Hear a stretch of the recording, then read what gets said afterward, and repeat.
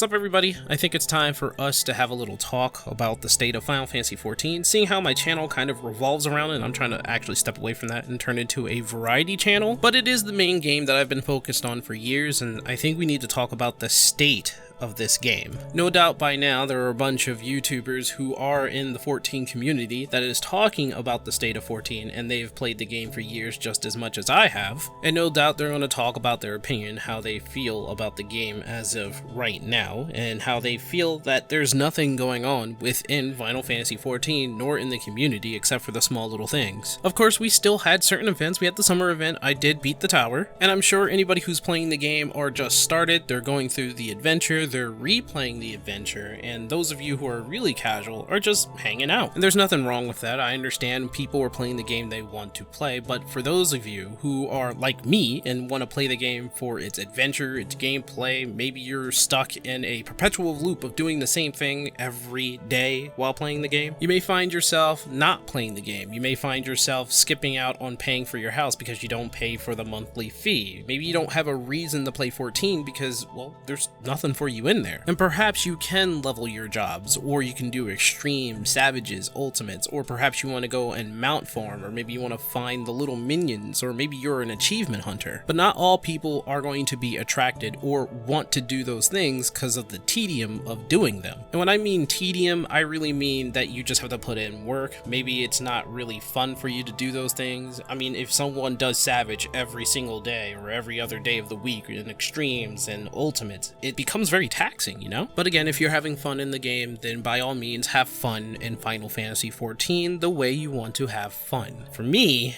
it's a different kind of situation. I'm at the point where I'm going by what Yoshi P has said, that if you don't want to play the game, don't play the game, don't pay for the monthly fee, do whatever you want. And to be quite frank, I want to find a reason to play 14. I want to play my favorite MMO, but I just can't find what I want to do in the game. As far as anything goes, I'm playing it on stream just so that I can do something on stream, or perhaps I'm playing with friends, and that's as far as I would go. But I think it's a lot deeper than that. I think so far, Endwalker has not been the best expansion, especially with its patches. Like, initially, Endwalker is a fun game because you're going through the adventure, you're going through the story, but afterward, I don't know, it's like a humdrum. To say that the post-game of Endwalker feels kind of bare is kind of an understatement, because I had a lot more to do, or at least I felt like I had a lot more to do in Shadowbringers. And don't get me started on Heavensward or Stormblood, and as much as Stormblood isn't my favorite expansion,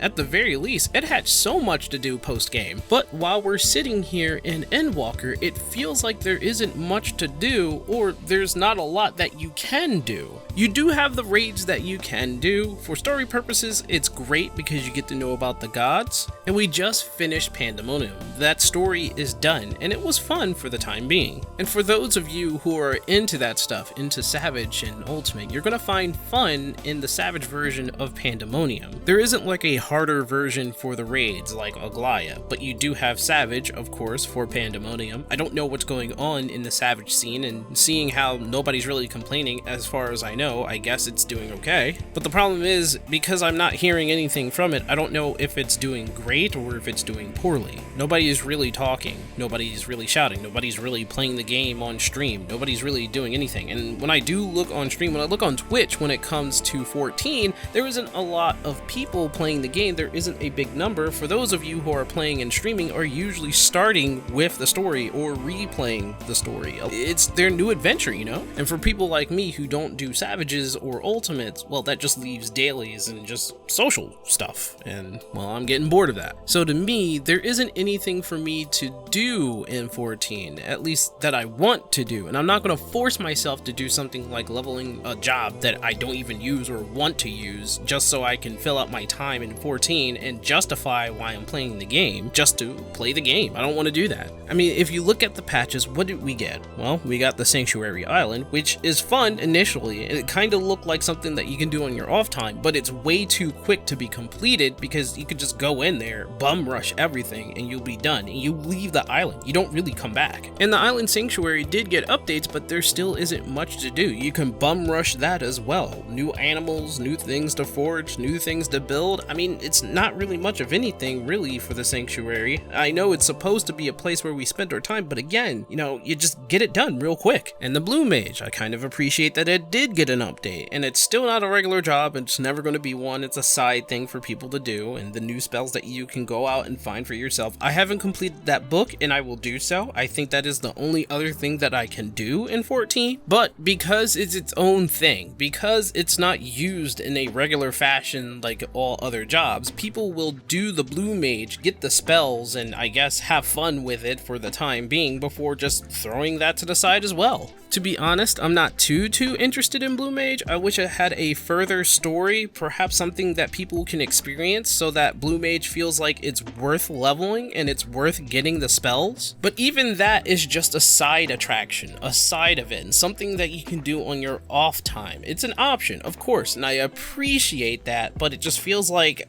I don't need to do it. I don't need to touch it. I don't need to do anything with the Blue Mage book because it's not going to be anything of worth for me in the future. Now, a lot of people are going to say, well, mostly everything is an option. You're spending your time playing the game. You're spending the time doing whatever you want in the game. And I understand there are people who love the Blue Mage and love getting into that. But again, because I come from Final Fantasy XI and Blue Mage was just a regular job, the fun was actually finding the spells. And you're like, oh my god, so I can now use Healing Breeze because this giant giraffe beat the hell out of me, use Healing Breeze after I beat the hell out of it, but now I have Healing Breeze. You know, the discovery of that, it's kind of fun, you know? And the best part of that with Blue Mage from Final Fantasy XI is, again, it was a job you can use regularly without having any kind of restrictions. And of course, they have restrictions on the Blue Mage in 14 because it's apparently way too powerful, and yeah, it is kind of powerful if you try to use that in a regular story. But besides that, we get the same regular things. We get updates on crafting, we get updates in dungeons. People love to do the dungeons, but usually it's not a whole repeatable thing with the dungeons. You just do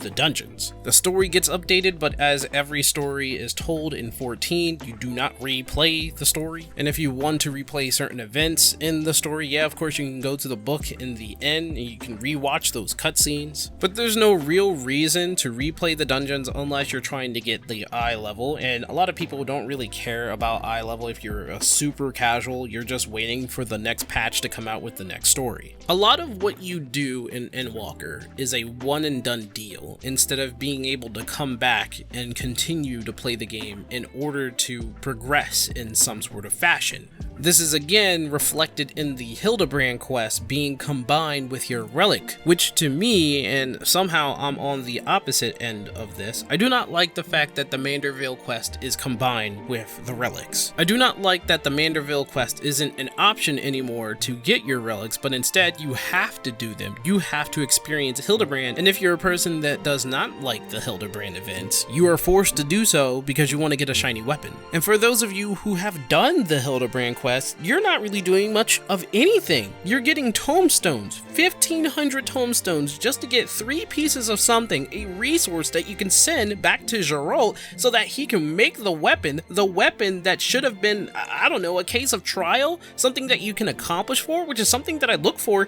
in each and every expansion. But no, you just spend the tomestones, you get the resources, you make the relic. And to some of you out there who kind of enjoy that for whatever reason, you have to understand the reason why the relics were a bit tedious to get, and the reason why there was a challenge in getting the relics is because, well, that's the point of it. It was a challenge. It was something for players to do who didn't have much to do and wanted to achieve something. They want to achieve a trophy of the expansion, and the trophy of the expansion is usually the relic weapon. But now it's nothing.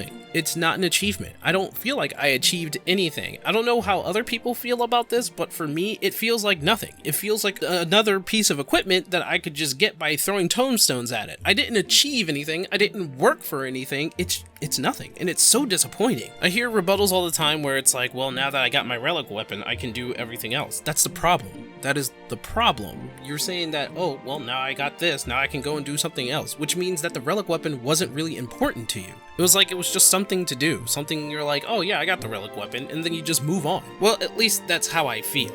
And maybe that's the thing. Maybe the reason why they have a New Game Plus is for people like me to go back and relive the story or something. Which again, I'm really not going to do because I've done it already and I wouldn't want to do it again. Maybe I'll look back at the events, maybe some cutscenes just to relive some of it, but I really don't want to relive gameplay-wise any of that in a New Game Plus. There really isn't a reason to do so. Beyond stuff that you can do daily, there really isn't anything for me to do. And I know a lot of people are just going to say, well, don't play the game, come back when you really want to, which is the purpose of what Yoshi P wanted for 14. But here's the thing, because Endwalker's postgame is so underwhelming for me, at least that's how I feel, I think Heavensward did it better with the postgame. Hell, Stormblood did better, and we all know Shadowbringers did better. I really think that Endwalker, rather than being a great expansion, it's kind of underwhelming. The story was amazing, right? The story was great, but the rest of it, kind of mediocre. And yes, I know they updated PvP recently, but PvP has been horrible for a while. It hasn't felt that much better even after they improved it. Like, I know I went into Crystalline Conflict, which is the main mode for PvP that I've been in, and some of you have seen it. Well, at least a few of you have seen it, but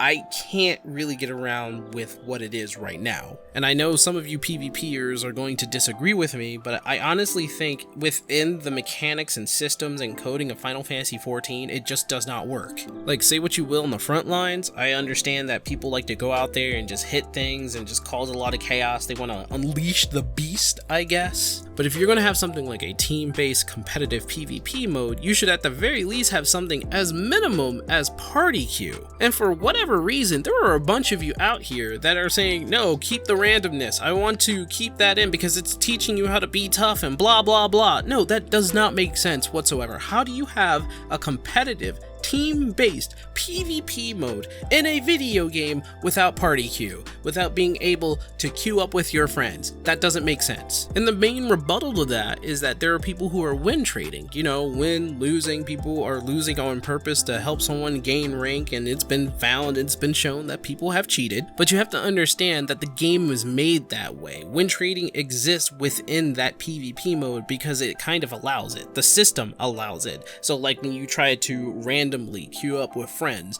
you will have a chance to actually play with or against them. How about just playing with them? And how about we change up the system so that when you sign up with people at a certain time that you don't end up in the same group or pairings as them, whether they're against you or with you within the PvP match? Like, I was taught by a viewer of my streams that you can actually get into PvP just by looking at the time and just queuing up at the same time with them, and it's highly likely that you'll end up in the same group as them. And besides that, besides the queuing of PvP, there's also just PvP. I'm not too fond how jobs feel like that they can be one-man armies when they queue into a match, because you have a lot of people who go out and try to act like a hero. They go around attacking an individual when nobody's attacking them. They would even chase after them all over the map, and I understand that a gunbreaker is supposed to be very annoying to one individual just to harass them. But how is it that even World of Warcraft knows how to get that right? How is it that Guild Wars 2 knows how to get that right? How is it that RuneScape, old school RuneScape in fact, has a much better PvP? But gripes aside, I will admit I did have my fun time in that. I just wish that you didn't have a 1v1 section in the game where it's only at the Wolves Den, but you can 1v1 somebody out in the actual world by asking for a duel.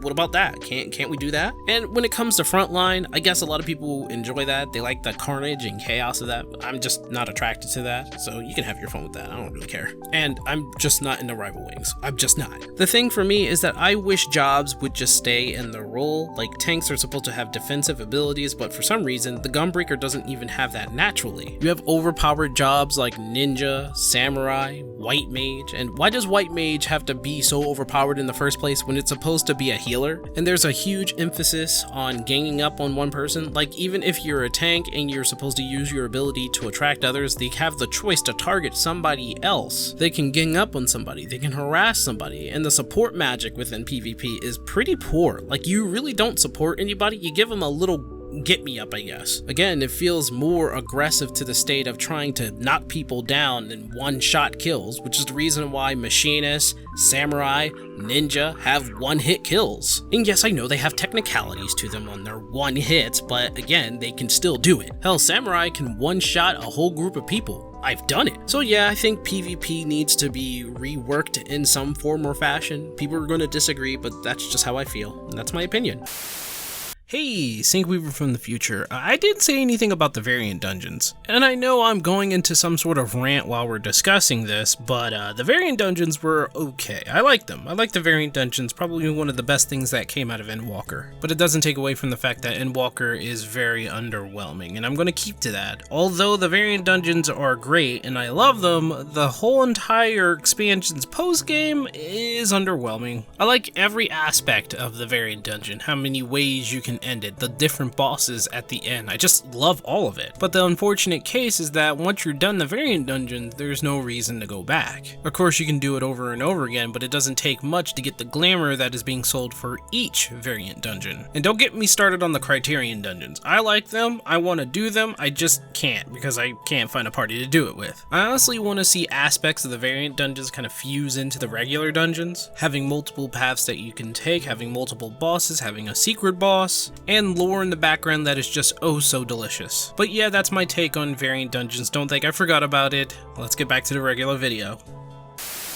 I think overall, this expansion has been the most underwhelming. Like, the excitement was at the beginning, where everything was supposed to be with the story, but afterwards, the post-game, not so much. Not very exciting, not very whelming. I have to say the most disappointing of all this was the relic weapon, but I don't know, I just did not have the most enjoyment out of this. I feel as though the reason why I was able to get a house in one of the more popular places to find a house is because someone just did not want to play the game. I honestly wasn't even competing with anybody. I just got the house for free. Well, I spent gil, of course, but nobody contested for the house that I was trying to go for. That means there aren't people playing the game. The house in front of me, for example, had 3 owners. 3 people bought and never came back for that house. It went away 2 times. Now it has a 3rd owner. Think about that. You know, to be honest, I think the relic weapon was the last straw for me. I mean, I'm playing a whole bunch of other games. I'm playing other MMOs. I've been playing World of Warcraft. I've been playing RuneScape, you know? I've been playing, Honkai Star Rails. Like, I wish 14 had something what RuneScape and World of Warcraft has, you know, rarity in terms of their weapons and equipment that you can get from dungeons or from certain events. Like, being excited for getting a rare drop in a dungeon that you've been working on for a while, or perhaps you're doing the same trial over and over and you're getting the most rare axe you've ever gotten for your warrior. And I know people do not like that kind of grinding, but it's very rewarding once you get that. RuneScape especially just revolves around grinding. If you're not grinding for a specific thing that is super hard to get, then you're not playing RuneScape. But I just want something to do in 14. You know, I know there are things that you can do, but they don't